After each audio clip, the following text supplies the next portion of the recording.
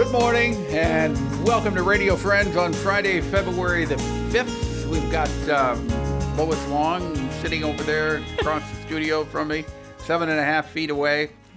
Yeah, good to have you here, Lois Long. Thanks. And of course, you advocate for caregivers, persons with dementia, Alzheimer's. Dementia and Alzheimer's are two different things, aren't they? Well, dementia is a general word, and there are many kinds of dementia. Alzheimer's is the most well-known, but there's Lewy body dementia, and there's multi-infarct dementia from stroke. So dementia is a general term that describes the symptoms of and people. Alzheimer's falls in that category of Correct. dementia. Right. Okay. So, What do you want to deal with today? well, I want to talk about what it's been like for the last year to not be able to meet face-to-face with the support group folks that I work with in Fulton. And I know this is across the country because the Alzheimer's Association has offered all kinds of virtual, experiences. But for many caregivers who are in their 70s or 80s, sitting down to do a Zoom meeting or to do something like that is not necessarily going to work very well. And so what we have done with our group, which is not a large group, is to be able to call one another, the phone, a real voice, not just a text message. And of course, you can use FaceTime if that's fun with grandchildren. So why wouldn't it be okay with people who are friends who want to connect? But at any rate, I think it's the matter of how we support each other. And as we live each day and try to remember what has happened, I do a journal, but I think the stories that we tell and the stories that are a part of our lives are what connect us all. And we've talked about that before. So today I want to talk about how nature has been a source of a story that has brought meaning to me. And the title of the poem I want to share today is Embers. Embers. Yeah, and Lois, before you read that, I just want to tell you how much I appreciate the words that you put to paper and share with us on a regular basis. You have a talent, and I know it comes from your heart. Well, that's very true, and I think I see the heart of life in nature is partly where I'm going with this poem about trees and embers. Okay, here's Lois Long. Who gives thought to wisdom? Days are fleeting, disappearing as a wisp of smoke. Stare into the embers of a burning log. See the tree on which it grew. Search for the seed from which it sprouted. Follow the sunlight of life. Notice energy in the cells. Growth responding to purpose. The force of life. Seasons follow seasons. Green, brown, bare limbs. Limbs connected. Sap withdrawing to be recalled in spring.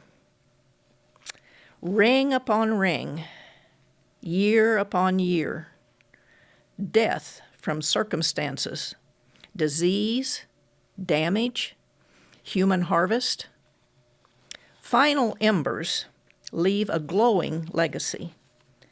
The last of life warms another.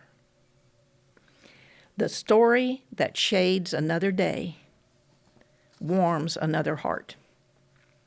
That is beautiful. I was hanging on every single word you said, and it made so much sense. It made so much sense, and you're talking really about the cycle of life. Indeed. Yeah.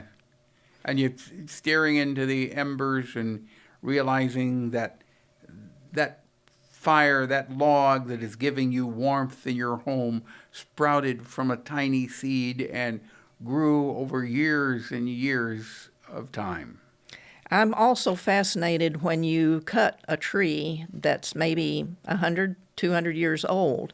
The rings that I referred to of how maybe much water they had that Right. year, that reflects the kind of life they lived through. Exactly. And so my analogy is that our stories are the analogy of the kind of life we have lived.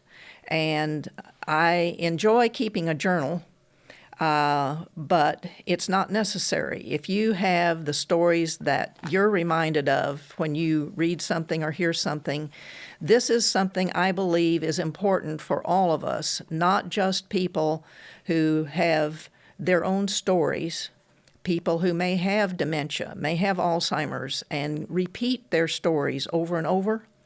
The courtesy, the respect that we have, and the patience to listen to one another's stories is what we are able to do.